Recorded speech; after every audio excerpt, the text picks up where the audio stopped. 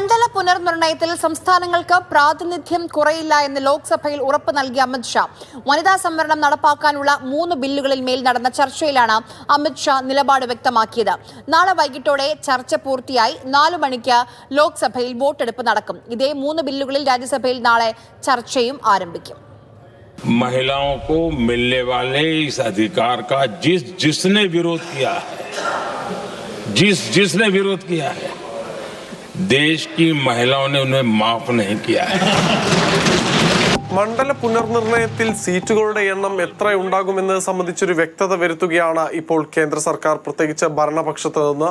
പ്രധാനമന്ത്രി നരേന്ദ്രമോദിയുടെ പ്രസംഗത്തിൽ പോലും 50% സീറ്റുകൾ വർദ്ധിപ്പിക്കുമെന്ന പ്രസ്താവന ഇല്ല എന്നതായിരുന്നു പ്രതിപക്ഷം ചൂണ്ടിക്കാണിച്ചിരുന്ന പ്രധാന ആരോപണം. എന്നാൽ ഇതിന് അമിത്ഷാ ഒരു മറുപടി നൽകി.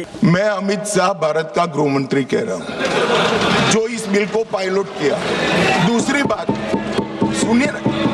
सुनिए ना बिल में कहां है और कहां से ड्रॉ कर मैं आंकड़े निकालता हूं. मैं कल उनको जब डिटेल जवाब दूंगा तब बता दूंगा मगर वो सुनने के लिए बैठे वॉकआउट न कर जाए. അതേസമയം സ്ഥിരമായി നുണ പറയുന്നവരെ സ്ത്രീകൾ തിരിച്ചറിയുമെന്ന് പറഞ്ഞുകൊണ്ടാണ് പ്രിയങ്ക ഗാന്ധി സഭയിൽ നടന്ന ചർച്ചയിൽ ഭരണപക്ഷത്തിനെതിരെ ആഞ്ഞടിച്ചത്.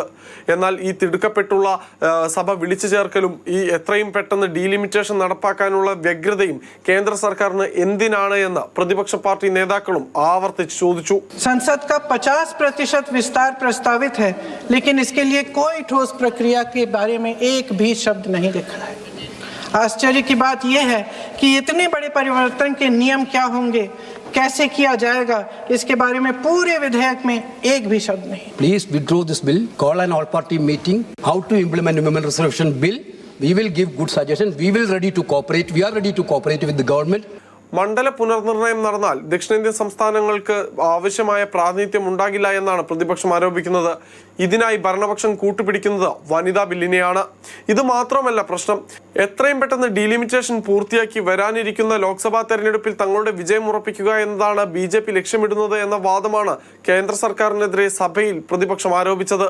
ഇന്ന് സഭ ആരംഭിച്ചപ്പോൾ മുതൽ തന്നെ പ്രതിപക്ഷം ഇക്കാര്യങ്ങൾ ഉയർത്തി പ്രതിഷേധിക്കുകയും ചെയ്തു. ബിൽ അവതരണത്തിന് അനുമതി തേടിയ കേന്ദ്ര സർക്കാരിന് ഒരു വോട്ടെടുപ്പിന് നേരിടേണ്ടി വന്നു. जो सदस्य इसके पक्ष में है वहां के, जो सदस्य विरोध में ना गए.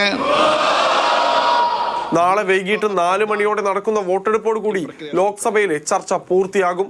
അതേസമയം രാജ്യസഭയിൽ നാളെ രാവിലെ മുതൽ ഈ 3 ബില്ലുകൾ സംബന്ധിച്ച ചർച്ചകൾക്കും തുടക്കം കുറിക്കും. മാതൃഭൂമി ന്യൂസ്, ഡൽഹി.